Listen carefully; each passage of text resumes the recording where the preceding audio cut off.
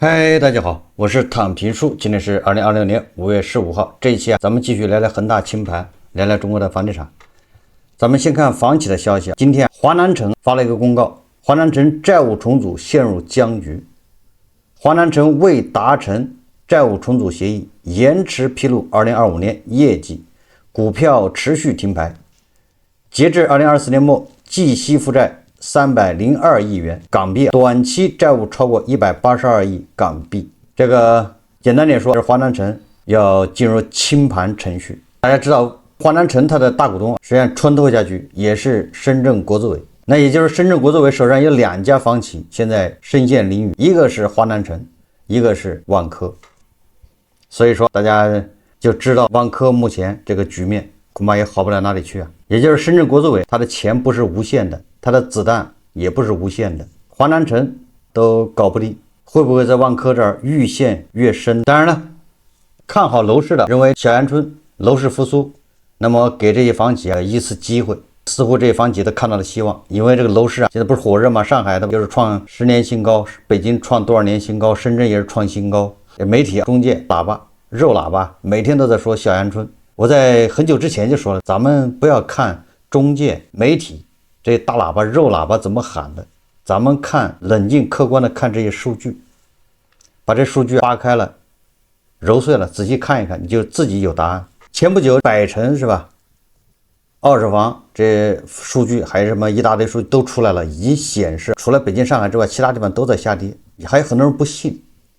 今天央行的数据又出来了，这大嘴巴可以说非常响亮的一个大嘴巴，响亮到什么程度？响亮到都没什么人敢去解读。央行公布的4月份的金融统计数据，也就是社融数据它应该是昨天晚上公布的。居民贷款持续走弱，其他的数据咱们就不看了，咱们只看跟房地产相关的，也就是居民的贷款。4月份居民贷款净减少7870亿元，同比少增2650亿元，其中短期贷款减少4460亿元，同比少增440亿元，中长期贷款减少3410亿元，同比少增2180亿元。也就是说，居民部门延续缩表，居民去杠杆趋势明显。按照中金公司的这个评论，它叫主要由于房地产小阳春走弱，提前消费意愿低迷。你是什么意思啊？小阳春4月份就走弱了，大家还记得我的观点吧？我很久以前就说了，这小阳春就是3月份1个月，而这3月份这1个月也就是上海、北京，其他地方喝西北风。到4月份，这小阳春就走弱了，就没了。5月份呢就更是掉头向下，回到原来的轨道。你看，这都是咱们的判断，也就是楼市运行过程中，在下降的过程中，在3月份起了个小鼓包，立马又下去了，又回到原来轨道，就这么个事。央行的数据已经说明一切。这个央行的数据惨到什么程度？整个的4月份新增贷款减少100亿，同比少增2900亿，这是整个的贷款。那居民的贷款，首先是短期贷款，同比多减，就比去年4月份多减了443亿元。多减什么？它下降了，还多降了443亿元，也就是老百姓他不花钱。短期贷款就是信用卡这些其他的这种消费，你怎么刺激老百姓是勒紧裤腰带，就这么个事。同期贷款是增加的，同期这个存款是增加的。2020年4月份新增存款是19400亿。总之4月份短期贷款多减少了443亿，说明大家不消费，怎么刺激没有用，体现了就是这个。这是4月份的一个情况。那么跟这个房地产按揭贷款相关的是居民中长期贷款，那么4月份是多减2177亿元，就是比去年同期比不仅没有增加，还多减了2177亿。你想象一下，如果4月份小阳春楼市火爆，全国的火爆，那么怎么按揭贷款怎么还多减2177亿，跟去年4月份比，说明什么？这是央行的数据，它不能撒谎。那只能说明2种情况，一种就是楼市是挺火的小阳春，但是大家都是全款买房，不贷款，反正300万的这个房子，北京上海的对不对？300万的房子人家都全款买，这是一种情况。还有一种情况是什么？所谓的小阳春就是个别城市，其他地方那就是水深火热，根本就没有成交。否则按揭贷款它不可能不仅不增长还下降，多减了2177亿。所以央行这个数据已经说明一切了。其实我们至少可以得出个结论，即便有所谓的小阳春，也只是二手房小阳春，也只是某些个别城市某些地方小阳春，这个答案是肯定的。而对绝大部分地方而言，甚至连上海其他部分，什么郊区北京的四环以外，上海的什么外环外或者是什么，那都是在下降。而且即便北京上海的所谓的二手房小阳春，那都是以价换量，都是降价。所以说很多经济学家是吧，很多房地产专家前一阵子唾沫横飞，说什么我觉得楼市见底了，跌不动了，小阳春。我倒要看看他怎么解释。央行居民中长期贷款同比多减2177亿。大家记得这个居民中长期贷款以前多的时候都是一个月都是增加2万多亿，2021年它这是每个月都增加2万多亿这个概念，现在是减少2000多亿，不仅不增加还减少。所以央行数据就给那些天天在那胡吹什么楼市爆火，什么二手房爆火创新高的一大耳光子，现在是眼冒金星。有些城市它修改了统计口径，他把车位也算是叫固定资产。以前买房子加车位算一套，现在如果你买房子带车位那算2套，那你说它增长很正常。就靠这些口径变化给人营造一种幻觉，感觉这楼市说来说去就是骗傻子，你不买来不及了，不买上车你赶不上了。他总想营造这么个气氛，就非要忽悠别人去买，造成伤害啊，这叫伤天害理。咱们也不是说非要唱空这个楼市，现在你也没必要去说房价涨还是跌。现在我们提倡什么？是消费的眼光看楼市，你有钱你就买，你消费得起全款去买。如果你消费不起，你钱不够，你就老老实实租房，租房也不丢人，也能住，理直气壮，挺起胸膛租房住。你有钱对吧？你现在有个500万，那房子就值400万，那你买吧，你看中的房子就400万，你手上有500万，那就买吧，你改善生活啊，这就是消费，没毛病。消费的眼光，那未来房子跌了你也不在乎，你消费。如果房子涨了，那你还开心一点，账面上盈利了，就这点事。所以说我们要杜绝什么？杜绝脑袋一热，对吧？被别人一忽悠，售楼处又在排队了，现在楼市火爆了，一会儿去还要排队，还有预约摇号，这种就没必要了。要冷静客观的去判断，去做出选择，不要被别人一忽悠的，就感觉好像你不买来不及了。即便是上海现在也已经降温了，上海它的统计口径变了，它现在也降温了。我看上海现在这5月份的前半个月成交也就只有1万套了，照这么下去，5月份它顶多也就是22000套，大概就这数。如果照这个比例下去，22000套就是跟去年差不多了。所以你看它3月份创了什么新高，4月份比去年4月份又创了个什么多少年的新高，5月份就老老实实一样了，就回来了。就是其他的地方就不值一提了，媒体也不吹了，没法再吹。今天咱们讲个故事，这个故事也比较有意思，关于房地产的。深圳新闻网甚至连央视各大媒体都有报道，讲的什么事呢？讲的是2个年轻人闪婚。家住上海的男子曹某和女子赵某2个人巧了，2个人坐顺风车的时候认识的，在顺风车上2个人就王八看绿豆对上眼了，顺风车上就认识了，就加了微信，迅速坠入爱河，谈恋爱，马上就结婚。所以这里面这故事总之透着一股子诡异，总感觉背后有什么更大的棋，下大棋，叫闪婚。2018年3月，36岁的赵某与23岁的曹某因搭乘顺风车相识，而这个曹某是男的23岁，这个赵某女方36岁，但是他是从事房地产相关工作，而且离异，带着一个女儿。而这个曹某23岁，是刚退伍不久，在证券公司做销售，未婚。这个也能理解。我想起来了，这个曹某刚退伍，你说在这个部队里面不知道几年，估计也是憋跳，完了刚退伍，某一次在顺风车上看见了这个风韵犹存的赵某少妇，估计一下就坠入爱河，这完全有可能，因为他前面憋得太久了，久旱逢甘霖，所以就闪婚。相识1个月后，2人确立恋爱关系。2019年1月，他们登记结婚。从初次相遇到领证不过10个月，这10个月里面就他们2个人知道，双方父母都没有曾见过面，也没有举办婚礼，登记结婚。领完证之后，双方都是各自住在父母家，也没有说在一起搞个婚房啊，住一块，没有，这还挺有意思。两个人各过各的，领了个证，所以这里面透露着一丝诡异。这个曹某这小伙子啊，跟这个赵某婚后，这两个人过了20个月，这女方就不干了，也不知道什么原因啊，女方就向法院起诉，要求离婚。这一般的是女方要离婚，先是协商离婚，两人同意到民政局走程序就完了。但是不是，他是1年8个月后，两个人结婚只有1年8个月，女方就到法院去起诉，要求离婚。但是法院他认为双方感情没有完全破裂，所以没有判离，法院就判不准离。又过了1年，这个赵某再次起诉，离婚态度非常坚决，而这个曹某也是看婚姻实在是不能维持下去，所以就同意调解离婚，那就两个人就离了。那曹某以为这场短暂的婚姻已到此为止，但是在正式离婚半年以后，这个赵某第3次把曹某告上法庭。这回告上法庭什么呢？曹某拿出了房产证，要求法院按照房产证上面的这个载定的这个份额分割房产。那房产从哪儿来的呢？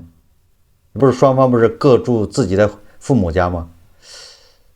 原来这个女方赵某要求分割的这套房产是这个小伙子曹某他们家老房子，很多年前拆迁之后，他们家就得到2套房，一套小一点的，那小一点的房子现在在出租，租出去之后租金补贴家用，曹某和他父母两人就住在拆迁所的这大一点的房子里面，而那个大一点的房子登记在曹某和他父母3个人的名下。这个曹某的父母实际上就是上海一个普通的工薪阶层，收入不高，他们家最主要的财产就是拆迁得到的这2套房，一大一小，也就是这2套房子是他们家最主要的财产。曹某和赵某结婚以后，两个人并没有生孩子，没有生育，但是赵某他不是离婚嘛，离异，有个女儿，曹某也喜欢这个女儿。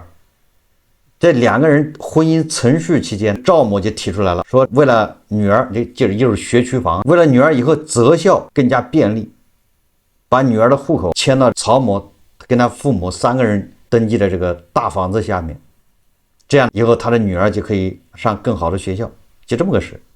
那曹某因为喜欢，当时在婚姻存续期间，双方恐怕感情还挺好的，再加上曹某也比较喜欢这个女儿，那同意了，他怎么操作？那你这房子必须要登记在曹某名下，曹某跟赵某有结婚证，这样的孩子户口才能搬到这个就迁到大房子这儿。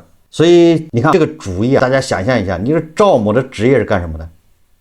是卖房子的。所以曹某他就劝他父母把房产转到自己一个人的名下，那父母不愿意啊，对吧？谁会这么早？这父母年纪估计不大，谁想这么早就失去控制权呢？所以说父母不愿意，但是经不住他儿子劝，那他儿子劝他爸呢，肯定是一套一套的。为什么？因为刚才已经说了，赵某是做房产中介的，对于房子交易过户这中间的利害等等，人家门儿清，知道从什么角度去说这个事。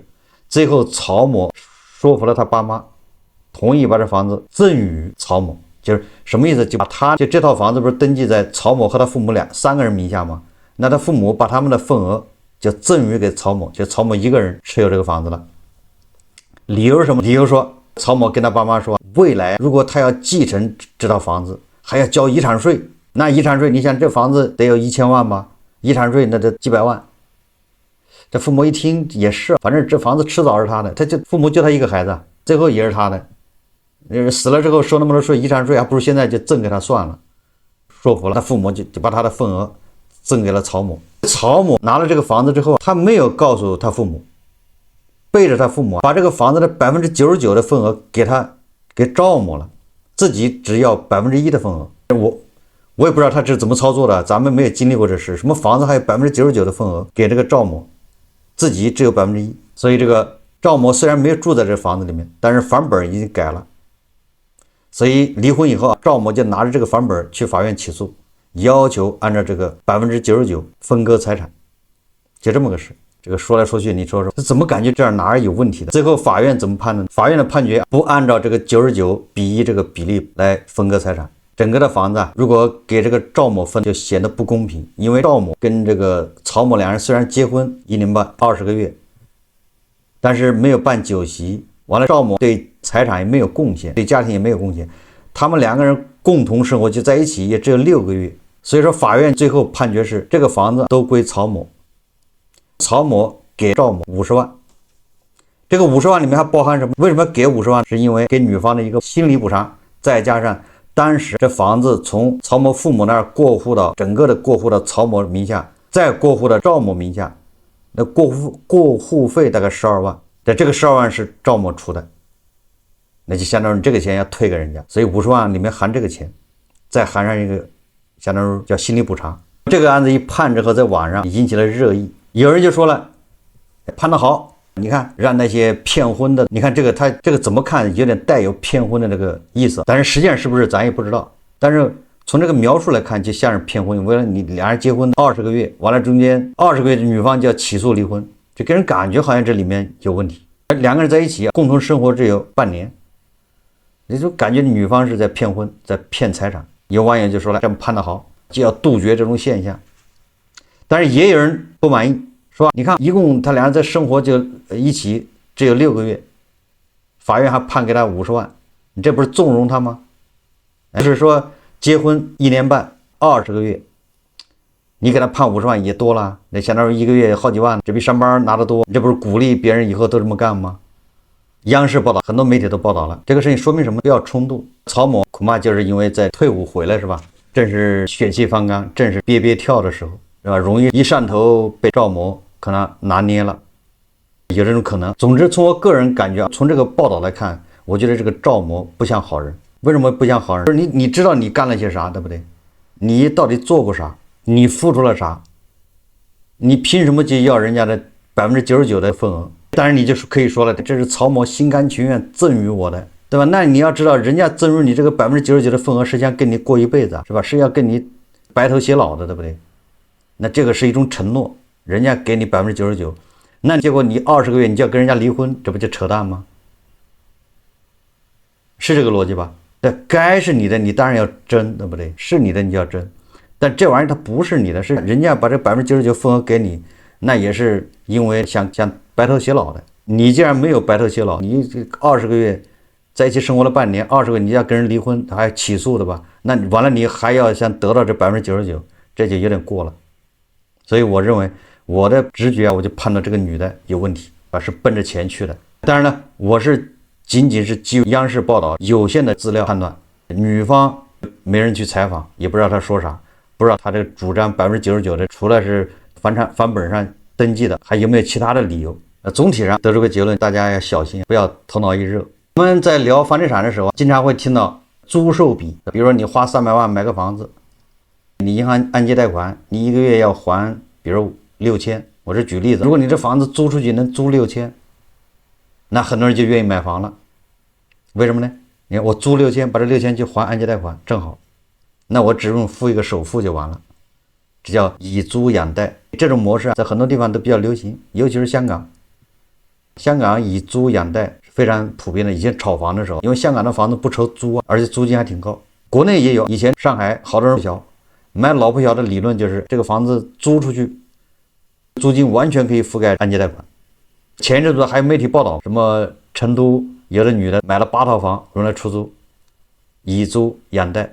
但是咱们节目一直说，这种玩意都是叫静态计算，都是这种叫满打满算、刻舟求剑。我今天在网上看到一个自媒体文章，它的标题叫出租房控制半年，我才知道以租养贷是骗人的。多么痛的领悟，痛定思痛，而是他遇到了才知道，原来这玩意不是算的那么简单。文章说，他说前几年买了套小户型，打算以后留给闺女，想着现在以租养贷，月供3000，租金2500，自己每个月只用贴500块，算盘打的那是噼里啪啦。但现实呢，说房子到手后简装花了7万，他就买这房子装修花7万，挂牌出租，第1个月没人问，第2个月降500，第3个月再降500，现在已经挂了半年，月租从2500一路降到1800，还是没人租，可月供每月照扣，物业费照交。半年过去，我不仅没赚到1分钱租金，还倒贴进去3万多。以租养贷，我现在只想抽自己2个嘴巴。这个我是亲身经历，我以前的节目也说过了。我的房子出租，前面蛋壳租了，虽然蛋壳爆雷了，但是它对我没有影响。他不欠我的钱。后来我那房子就租给建行，他下面一个建行不也搞个业务，就到处收房子，建行来出租。建行下面有个业务是干这事的，那我就愿意跟建行合作。他那个条件还可以，他是1年给你付一次租金，他不给你付押金。你签合同的时候，签完之后，他每个月不是每个月一次把1年的租金给你付完，第2年再付1年的租金，年付，但是不给你押金。但这个也可以。好，结果建行他自己玩不下去了，主动收缩，我那房子他也不要了，他还退。好，退了之后我也找其他的家呀，结果这个时候有个叫什么我忘了，他的名字是贝壳还叫什么，他也是那种长租公寓，就把我的房子收去，完了之后他再租给别人。我这把名字忘了，是叫什么名字忘了，也挺大的。结果他跟我谈的是什么？房子给他，他价格也不高，比建行给他还低，我能接受，因为这个房租在降，无所谓，那低一点。结果他要求房子要重新装修，我说装修那行吧，你给装修也可以，对不对？好，他就找了设计师进去一看，完了给我发个报价，那房子装修好像要8万，8万装修，合着我1年租金才5万多还6万呢，这装修要8万。我说你跟我开玩笑是吗？他说不如你掏钱，从你的租金里扣，5年扣完，1年扣2万或者扣1万多。也就是说，你不要以为租房很容易，你知道吧？我说你们是靠给人装修赚钱吗？你是到底是靠租房赚钱，还是靠给人装修赚钱？我当然不会把房子给他，我花8万去装修，不是脑子坏着了吗？是一个挺大的中介，也是做长租公寓的。后来我房子就没给他。我们继续看这个自媒体，他说租客去哪儿了？说当初买房时，中介跟我说这片区域人流量大，不愁租。就是买房的时候，中介说的天花乱坠，对吧？你这房子根本就不愁租，我信了。可挂出去才明白，中介嘴里的人流量是看房的时候人多，不是租房的人多。来看房的倒是不少，有嫌装修旧的，有嫌离地铁远的，有嫌租金高的，转一圈留下一句我再看看，再也没有下文。半年下来一个租客都没留住。我问中介，以前不是很好租吗？中介苦着脸说以前是以前，现在这边交房的新楼盘就有4、5个，人家精装修全新家具，租金才2000出头，您这次新房谁还看？我突然明白了，以前房子是租客求房东，现在是房东求租客，房源多得像超市里的货架，租客慢慢挑。我这种位置一般、装修普通的房子根本排不上号。说账越算越亏，当初我算的那笔账，现在看起来那就是个笑话。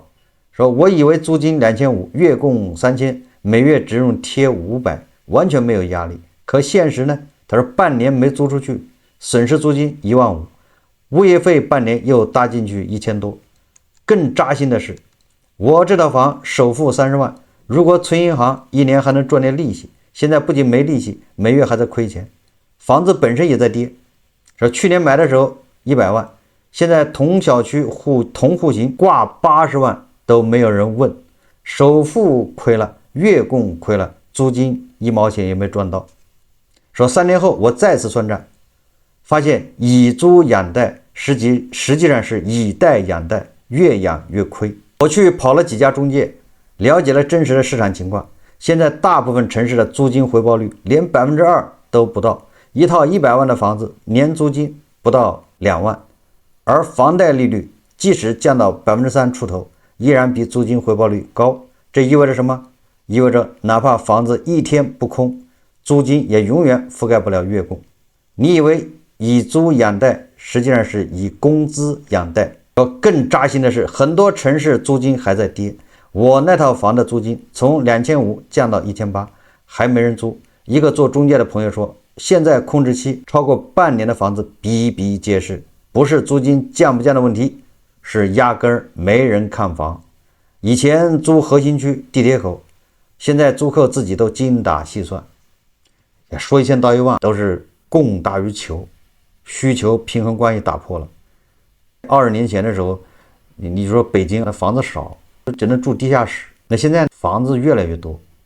如果你想住好一点的，你又不想多花钱，你可以住郊区，房子大，租金还不贵，通勤也方便，地铁。如果你想住得近一点，那你就多交钱，可以住市中心。你选择的余地非常大呀。北京、上海这些地方，很多年轻人都在往出流，所以说北京的房租一直在降啊。你不降，你房子租不掉。回过头来看这个词，就是以租养贷，是开发商和中介造出来的陷阱。他们让你觉得买房是投资，不是消费，租金能覆盖月供，自己不用掏钱，20年后白赚一套房，多美！可他们没告诉你，租金会跌，房子会空，市场不好，租客说走就走，你一空就几个月。租金回报率跑不赢房贷利率，你借了 3.5% 的钱，买了个年收益不到 2% 的房子，等于每天都在亏利差。房价也在跌，你指望房子保值增值，结果房价跌了，房租也跌了，两头挨打，就是戴维斯双杀。他们说以租养贷是让你掏空口袋，替他们接盘，你还在那算20年后的账，人家已经拿着你的钱去开发下一个楼盘。这就是我说的那个媒体动不动说8套房，谁买2套房在那出租能赚钱，这都是个别案例，都是极限。真的如果有这么好的事，房产中介第一个自己干了。我要是做房产中介的，我遇到一个房子很便宜，100万就能买，租金1个月能租5000，那我把这好机会会让给别人吗？我现在也不限购，对不对？那我赶紧七大姑八大姨借钱把它买下，首付或者才10万块15万，完了你每个月净赚5000，那边按揭贷款才3000多，你不仅你有套房子，你还每个月净赚落手上1000块，这么好的事情为什么会让给别人呢？中介难道傻吗？他不会赚钱是吗？所以说这个故事编不圆，这种媒体宣传无非就是想忽悠那些傻子上当，赶紧你也买房去租，你第1年能租出去，第2年说不定就租不出去了，第3年每年只能租4个月，那你说你还怎么赚钱？这个就是血亏。说来说去就是经济不太好，大家赚钱都难。如果你的收入在下降，你还会死顶在这个城里面租贵房子吗？你肯定往远处搬，辛苦一点，房价低的地方跑。你在市中心租套房5000一个月，你坐地铁1个小时的地方，那地方3000，你肯定要去那儿租房。总体上，咱们今天从央行公布的数据，4月份居民短期贷款和长期贷款，实际上已经看出了现在形势。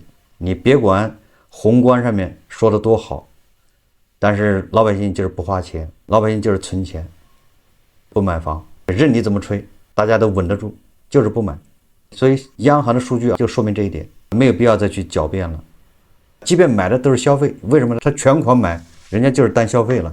所以大家自己也要掂量清楚，认为你要单消费，你就可以买。如果你还买不起的，钱不够，还攒钱，那就再等一等，看一看。好，这期节目我们就聊到这里，感谢大家收看。如果喜欢我的节目，会订阅转发，也可以在下方留言评论，谢谢大家。